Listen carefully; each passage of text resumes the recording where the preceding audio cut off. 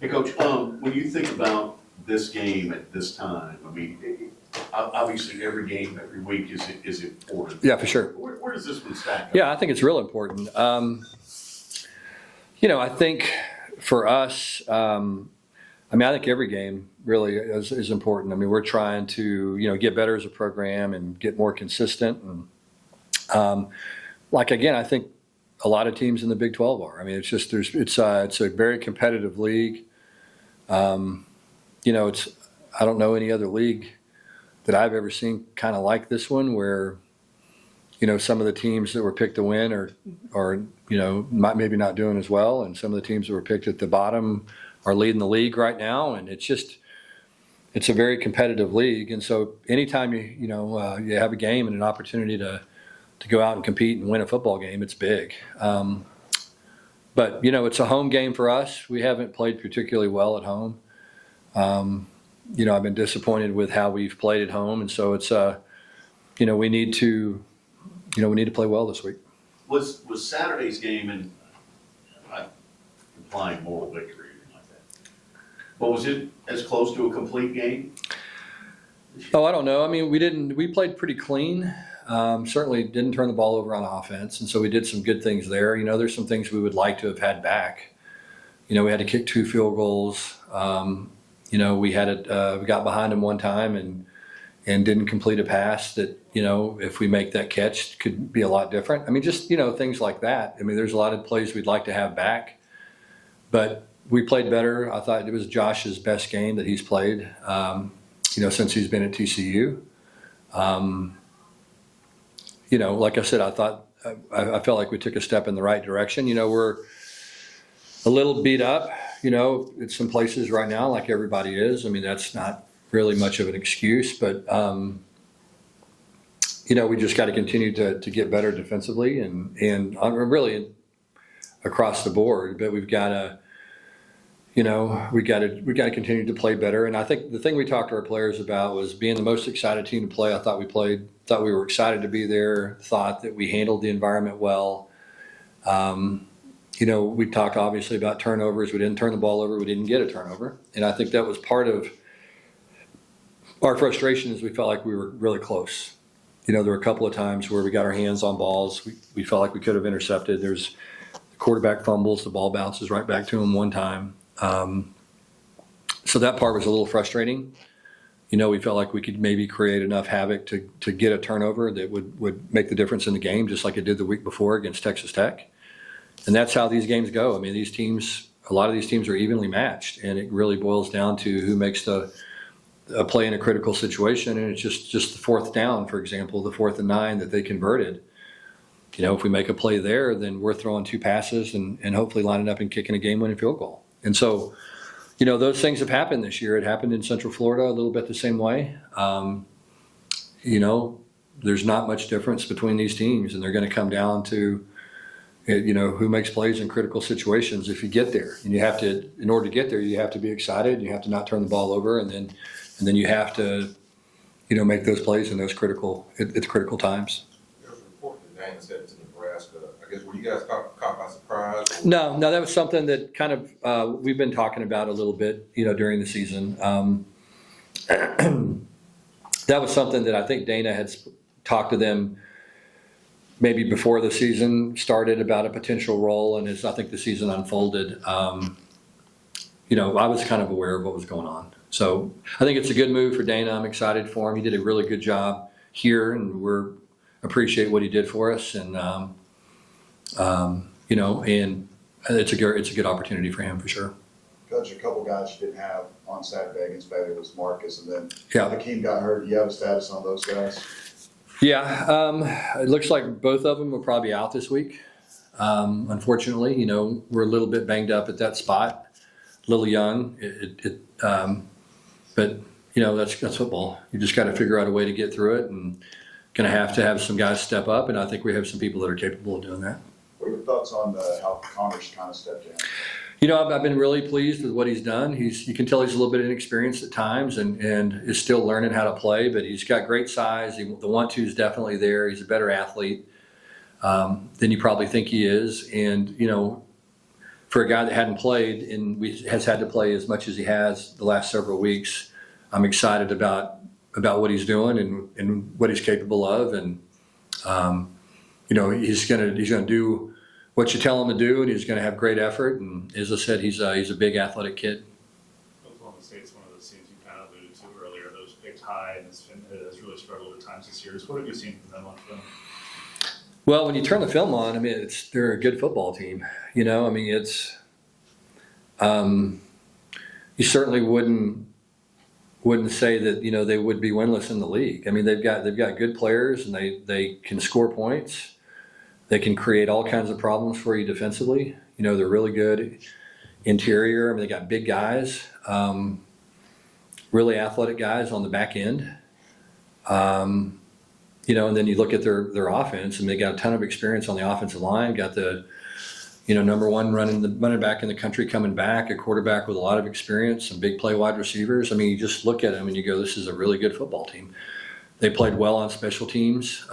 In particular, last week against Arizona State, ran a kickoff back for a touchdown that got called back, had their best game of the year from a punt return perspective. And so it's a very explosive team with a lot of talent. And one thing that I've been very impressed with, I thought they played very hard against Arizona State. And I have not seen any sign at all of any kind of let up with this football team. I think they're playing really hard. They're accustomed to winning. I mean, you have to tip your hat to Mike Gundy. I mean, I think it's 18 straight winning seasons. I mean, that is virtually impossible to do in today's college football world. I mean, there are 10 programs that have won, and this tells you what college football is like these days. There's only 10 programs in the country that over the last 10 years have won at least 6 games every year. And Oklahoma State's been one of those teams. And there's just a lot of parity right now in college football. It's a strange time with some of the things that are going on. The transfer portal has made it a different game from the standpoint of, you used to have a senior team. One year, you grow these guys up in your program, and then you go, okay, look, this is our year. We have all these seniors, and these guys have all this experience. And this team the year before was a senior team, and now they're going to be young. Well, chances are they're going to be all seniors again. And so, there's just none of that cycle that used to take place in college football. That's all gone. If you look around right now, I mean, there's just, a team may have, 18 seniors on the 2 deep on one side of the ball. It's just there's older guys now, and the transfer portal has really changed that. And so it's a completely different sport, really, than it was a couple of years ago. And I think that's why you have some of the strange things that have happened. I think chemistry is really important. In this day and age, I think that you've got to figure out how to manage that. And again, that's what I've said over and over and over again that I like the most about this team is they have a great chemistry. They play hard together. They respect each other, like each other. It's a real joy to coach these guys. But it's a different world out there, and talked about this on my radio show last night. But I mean, there was a time in the Big 12 when I was an assistant at Texas Tech, and it's been a while, but you'd look across the league and you would say, okay, we're going to play 4 non-conference games, and we're going to play 4 nobodies. You go 4-0. Then you go, okay, we've got, we're going to play the teams in the South, and there were a couple of teams that were really bad. And you go, okay, we're 6-0. And then you're going to play a couple of teams in the North, and you go, there's two bad teams in the North. You're going to go, yeah, we're 8-0, and we haven't played anybody that can beat us. And then the rest of the season was determined by the 2 other games you played that were about the same. The teams that were about the same, and then the 2 teams that were really, really good. If you could manage to win the teams that were about the same and one of the 2, then it was a great season, and you went on down the road. Well, this is different, man. I mean, that doesn't happen anymore. That's not the way this stuff is. And so it's just it's a different, complicated time in college football. I do think that hopefully when revenue sharing kicks in, I think it will change things a little bit. I think you're going to be able to maybe retain more players, and it's going to kind of revert a little bit back to, to roster management and how important that is, and having a great culture and things that I think are really important and kind of what college football, ought to be. Will there be multi-year deals in that, you think, Coach? I have no idea. I mean, wouldn't that make sense? I mean, wouldn't that make it better if you had a multi-year deal? Maybe, Maybe not. maybe not. I mean, there's some risk associated with that. Yeah. You mentioned the culture of the team. How have they responded? Well, they were hurt and disappointed. It's kind of like we talked about early. I mean, you could kind of see it happening where a lot of these games are going to come down to the end. And, and the week before against Texas Tech, we caused a fumble and won the game. And this week we didn't. We stopped those guys on fourth down. Like I said, we may be kicking a field goal to win the game. So, I mean, they were very disappointed. I think that they, like I said, I thought going into the game, Baylor was probably playing as well as anybody in the league. To their credit, they just seemed to get better and better and better every week. But our guys, like they really like each other. They really love TCU. We just don't have selfish guys. And so it's about the team. And when you have your best players or those kind of guys, I just think it makes a huge difference. And I think it allows you to come out and practice like we did today, even though they're disappointed. We had a tremendous Tuesday practice today, and the guys were excited about going out and competing and getting better. And they're pressuring each other to be good teammates and to work hard. And that's a real positive. You touched on it a little bit already about it's changed so quickly year to year. I guess, do you see any similarity between their season and what you guys went through last year, trying to follow up that surprise year between them two? Yeah, I mean, Michigan won a national championship right now. What are they, 5-4? I don't know. I mean, they're 4-4, I think, whatever it is. They had a lot of seniors, just like we did. Because you look back on that team that we played and beat in the semifinal in 22. That team was all juniors, and then the next year they're all seniors. They win a national championship, and then they lose all those guys. Yeah, I mean that's going to happen a lot. I think when you look around, you look at Washington. Washington's going through the same thing. You look at Florida State. I mean, Florida State's 1-7. They were 12-0 in the regular season. And so that's going to happen. I think when people looked at us last year and were kind of like, wow, I mean, they played the national championship and they win 5 games the next year, that's going to be common. Other than the programs that are, your historical programs that have, 30 NFL players on those teams, where if they lose 10 guys to the league, they still have 20 players. You know what I mean? And so I don't think it's going to be that much out of the ordinary now. Coach, you touch on Bowman and Ali, what they need to this offense, just their skill sets. Yeah. I mean, obviously Ollie Gordon, is unique. I mean, he's just big and powerful and strong and runs hard and is competitive. I think he's been kind of banged up this year. I don't know how healthy he's been. They just haven't been as productive as they were last year. Running the ball, but they're certainly capable. I mean, that's what I say. I mean, that's the thing about them is you turn the tape on and you go, man, that's a really, really scary football team. Bowman's the same way. I mean, look, has an unbelievable amount of experience, can make all the throws. He's got the big arm. He can make the touch throws. He throws the ball remarkably well with air, can throw guys open. Just a really talented thrower of the football. And so, we'll have our hands full of those guys.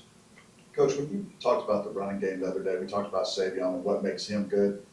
What is the biggest difference you see? Because he averaged 7 yards per carry. Yeah, just ability to finish. You know what I'm saying? He's just a powerful, strong finisher. And I think that's, he just finished his run so well. And I do think we have progressively gotten better up front running the football. And I think part of his success running it is due to the fact that we have improved. But but he's this big, strong, powerful guy that when he finishes, he gets tackled and he moves forward when he gets tackled. And I think that's kind of what we've been missing. So when you look at the averages with the other backs, it seems there's a big discrepancy. Yeah. Is it blocking scheme for certain plays? What kind of goes all into it about the? Well, I think it's just kind of what I talked about, just an ability to finish. I mean, I think you look at, you stuck the Baylor tape on last week, and I mean, we hit the back in the backfield a lot of times, and he got 4 yards. And so Savion's got an ability to do that because he's strong and he's powerful. And, you look back the last 2 weeks, the running back at Texas Tech is that way. The running back at Baylor was that way. I mean, those are two physical, tough running backs. And you go and look at, when we had Kendra Miller, that's what Kendra did so well. And we ran the ball so well in 22. So I think obviously there's some things that we have to get addressed and some things we have to improve in. But that's clearly important. You guys got a lot of experience at linebacker spot, but what is a young guy like Max Carroll showing you? Yeah, good. I mean, I think Max has played well. I think he's improved. I think he's playing with more confidence. I think he's been able to pick things up and analyze things more quickly. I'm excited about him and what he's going to become, and I think he just gets better all the time. I think that's the big thing. He's a hard worker. He's a smart guy. I think the more he plays, the better he's going to play. I think the only thing he lacks right now is experience, and I think he'll continue to get more and more of that. And we saw Kyle grow up a little bit. He had 2 long field goals. Can you kind of talk about? Yeah. We have really 2 freshmen, between Craw and Limmerman that are really talented guys. They're just young. And so, Kyle is very talented, has been a little bit inconsistent at times this year, but that's not that atypical when you're breaking in a freshman kicker. And so we knew there was going to be some growing pains. But like I said, I love his talent, and I love the way he works and his approach, and he's got a real professional workman-like approach, and the more he kicks, the better he's going to be. I don't have any doubt. And it's the same way with Ethan Craw, and I think that's that's just, those guys are really, really talented, and the more they play, the better they're going to perform. We'll go to 2 more Speaking of questions. those Yeah. kickoffs, there's been a couple where you guys score and the next kick goes out of bounds. Yeah. I know people just seem to think those kickers just are telling them, hey, just go back there and boom the ball as hard as you can. But there's more that goes into that on kickoffs. Is there? Yeah, no, there is. I mean, it's really, really important to be able to place the ball on kickoffs. I think people think it's just kick it as far as you can. I mean, you're not trying to do that. You're trying to kick a team really into a corner, and it changes the way you cover kicks and just condenses the space. And so, we want him to kick the ball from the hash to the sideline. We kick off the left hash, and so that's where we want the ball to go typically. Now we'll have some specialty kicks that we do occasionally, but that's typically when we're kicking off, that's what we want. That's not that easy of a thing to do sometimes. And so there's a little bit more to it involved. Same thing though, that's just some growing pains that you go through sometimes with a young kicker, unfortunately. And so, we've had more kickoffs out of bounds this year than we should. But we'll, as I said, the more he kicks, the less that'll happen. The last one to Jamie. So I know you mentioned every game is important. Yeah. It's the first year in 10 years, TCU's had a losing record against in-state opponents. Just talk about. I didn't know that. Is there a level of heightened importance when you're playing a team in-state just for all of the? Oh, for sure. Yeah, no, for sure. I mean, like I said, I didn't know that. I guess we play one less game now since we don't play Texas than we did in the past. Yeah, I guess that's true. Yeah, I didn't. Yeah. Yeah, I mean, look, that's very important. That's one of the things that we talk about as a team all the time is, win the state of Texas. And that's something that, obviously we've done a poor job of that this year. That's something we got to improve on for sure. I mean, it's really important. I mean, I think it's vitally important.